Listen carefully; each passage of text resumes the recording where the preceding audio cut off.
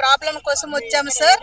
మాకు ప్రాబ్లమ్స్ చాలా ఉన్నాయి. లిఫ్ట్ ప్రాబ్లం ఉంది, అపార్ట్మెంట్ పగులు ప్రాబ్లం ఉంది, మళ్ళా ఇంకా ఫ్లోరింగ్ కూడా జనరేటర్, ఫ్లోరింగ్ కారిడార్ కూడా ప్రాబ్లం ఉంది సార్. కొంచెం ఫ్లోరింగ్ చేయాలి, పైన పెంట్ హౌస్ ఫ్లోరింగ్ చేయాలి, డ్రైనేజ్ ప్రాబ్లము అన్నీ ఉన్నాయి సార్. పైపులు కూడా ఒక్కోసారి పలుగుతున్నాయి, మంజూరు వాటర్ కూడా, అవి కూడా బాగా మంచిగా చూడాలి. అన్ని మాకు కరెక్ట్గా చేస్తే మేము మంచిగా అక్కడ ఉండాలనుకుంటున్నాం సార్. మాకు చాలా ఇబ్బందులు చాలా ఎదురవుతున్నాయి.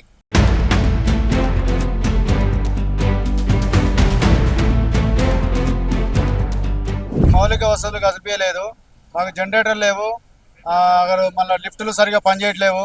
ఏమన్నంటే అరిగిపోతున్నాయి, లిఫ్టులే యూజ్ కాలేదు, మాకు అరిగిపోతున్నాయి అని అంటారు. మాకు ఏం సవలతులు ఇవ్వలేదండి. అక్కడ వాటర్ కూడా సరిగా లేదు, పొల్యూషన్ ఉన్నది. మళ్ళీ 9వ అంతస్తుల మీద మొత్తం పగుళ్ళు ఉన్నాయండి, పైకి ఎక్కే పొజిషన్ లేదు, ఏం లేదండి. జర మాకు జిహెచ్ఎంసీ వాళ్ళు కూడా సహకరించాలి మాకు.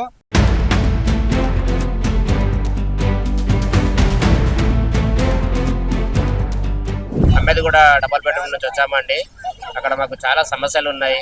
ఎస్టీపీ నడవట్లేదు, జనరేటర్లు ఇంకా రాలేదు, అలాగే మోరీలు నిండిపోతున్నాయి, అలాగే పరిసరాలు కూడా జిహెచ్ఎంసీ వాళ్ళు వచ్చి శుభ్రం చేయట్లేదు. ఇలా చాలా ఎన్నో సమస్యలతోటి మేము బాధపడుతున్నాము.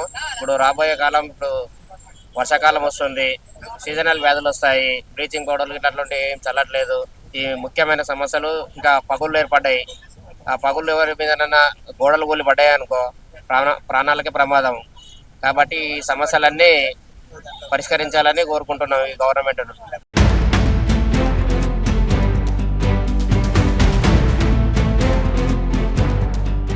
నాకు డబుల్ బెడ్రూమ్ ఇల్లు వచ్చింది అహ్మద్ కూడా. దాంట్లో కరెంటు పోయినప్పుడు అసలు జనరేటర్ లేదు, మాకు చీకటి అయిపోతుంది మొత్తం. 9 ఫ్లోర్లు ఎక్కాలంటే కాళ్ళలో నొప్పులు ఉన్నాయి. జనరేటర్లు ఇంతవరకు రాలేదు, కరెంటు పోయినప్పుడు చాలా బాధ అవుతుంది.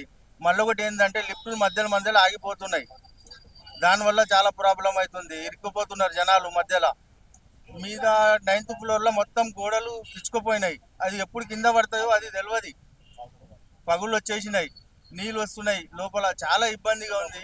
లిఫ్ట్ వర్క్ అయితే చాలా ప్రాబ్లం, కింద ఫ్లోరింగ్ వాటర్ వస్తుంది.